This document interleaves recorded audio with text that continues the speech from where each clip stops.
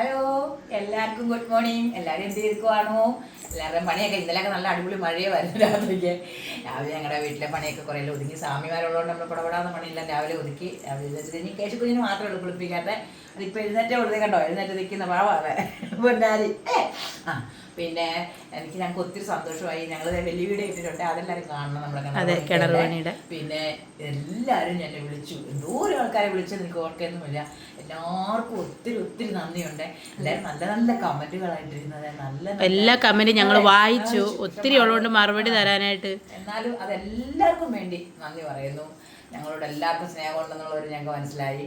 ഞങ്ങളൊരു നല്ല കാര്യം തുടങ്ങിയപ്പോൾ നിങ്ങളെ അറിയിച്ച ഉടനെ ഞങ്ങളുള്ള കാര്യം ഉള്ളതുപോലെ തുറന്നു പറഞ്ഞു. ഒന്നും മറച്ചു വെക്കാതെ ഞങ്ങൾ തുറന്നു പറഞ്ഞു ഉള്ള കാര്യം. ഞങ്ങൾക്ക് ഇന്ന സ്ഥലത്ത് നിന്ന് കിട്ടിയതാണെന്നെല്ലാം ഞങ്ങൾ പറഞ്ഞിട്ടുണ്ട്. അതുകൊണ്ട് എല്ലാവരുടെയും അനുഗ്രഹവും എല്ലാവരുടെയും പ്രാർത്ഥനയൊക്കെ ഞങ്ങൾക്ക് വേണം. ഞങ്ങൾക്ക് എത്രയും പെട്ടെന്ന് ഞങ്ങളുടെ ബാക്കി കാര്യങ്ങളെല്ലാം നടത്തി ഞങ്ങൾക്ക് വീടും കൂടെ വെക്കണം. അതിന് എല്ലാവരും പ്രാർത്ഥിക്കണം ഞങ്ങൾക്ക് വേണ്ടി. ഞങ്ങളെ കേശുക്കുഞ്ഞ് പറയുന്നത് കേട്ടോ, അവനും അതുപോലെ പറയുന്നത്. പിന്നെ രാവിലെ ചേട്ടനാണ് ഇന്നലെ അച്ഛൻ ഇന്നലെ കണ്ണാടി വെച്ചോണ്ട് നിന്നതിന് മറ്റൊന്നും തോന്നല്ലേ. കുഞ്ഞുമാവൻ മിനിഞ്ഞാന്ന് സന്ധ്യയ്ക്ക് അച്ഛയുടെ കണ്ണിനിട്ട് അടിച്ചപ്പം ചെറിയൊരു മുറിവുണ്ട് അതിനകത്ത്. അപ്പൊ വെയിലൊന്നും കൊള്ളാൻ പറ്റത്തില്ല. ആശുപത്രി കൊണ്ട് കാണിച്ചു. അന്നേരം വെയിലൊന്നും കൊള്ളാല്ല. അതിന് അങ്ങനെ കരുണാമതി എന്നൊക്കെ പറഞ്ഞേക്കുന്നത്. അല്ലാതെ കളിയാക്കിയതൊന്നും അല്ല. അതൊന്നും ആരും വേറെ നാട്ടിൽ എടുക്കല്ലേ.